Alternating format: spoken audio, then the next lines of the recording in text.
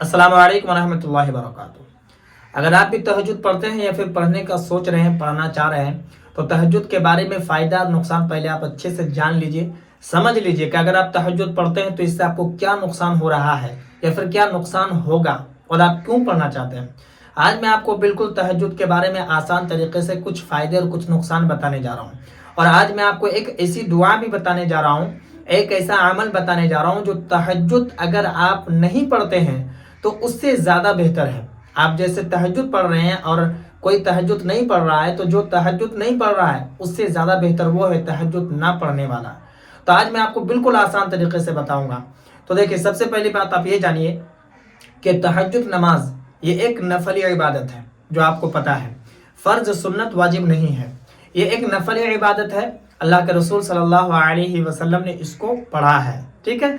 और तहज्जुद की नमाज की फजीलत जो है, बहुत फजीलत है कि अगर आप तहज्जुद की नमाज पढ़ रहे हैं, फिर कोई भी दुआ करते हैं तो अल्लाह तबारक व तआला उस दुआ को रद्द नहीं करता है, ज़रूर कबूल फरमाता है।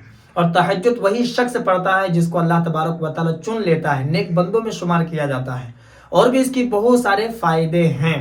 अब मैं आपको बता रहा हूँ कि सुनिए, वो कहावत तो आपने सुनी ही होगी कि कोई शख्स जिन हासिल करने के लिए भी तहज्जुद की नमाज पढ़ता है, कोई शख्स जिन को अपने काबू में लाने के लिए सूरह जिन की तिलावत करता है और साथ में तहज्जुद की नमाज पढ़ता है।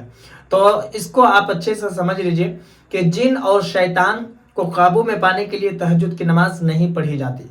किसी ने हजरत हसन बसरी रहमतुल्लाह अलैहि से पूछा था कि हुजूर आप इसके बारे में बताएं, मैं तहज्जुद पढ़ना चाह रहा हूँ, तो तहज्जुद के बारे में क्या ख्याल है आपका, तहज्जुद की क्या फजीलत है, क्या फ़ायदा है, क्या नुकसान है।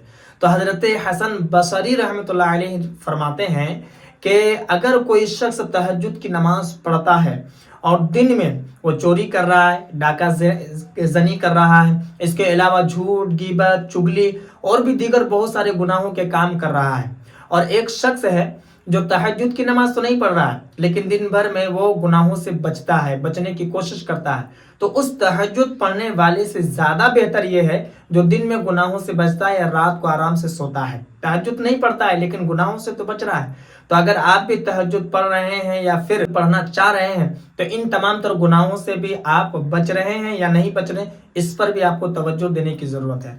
अब जो कहावत जो आपने सुनी है कि तहज्जुद की नमाज अकेले नहीं पढ़ना चाहिए, 12 बजे वक्त है, जीन आ जाता है, ये हो जाता है, वो हो जाता है, या बीमार हो जाते हैं, ये सारा सर गलत है। तहज्जुद की नमाज ये अल्लाह ताला की एक इबादत है, मकबूल इबादत है। अगर कोई पढ़ता है तो इसका कोई नुकसान नहीं होता है। आप समझ रहे हैं कि कोई नुकसान हो जाएगा, हरगिज़ नहीं। अल्लाह की आप इबादत करेंगे, अल्लाह को राज़ी करने की कोशिश कर रहे हैं और आपको कुछ नुकसान हो सकता है भला?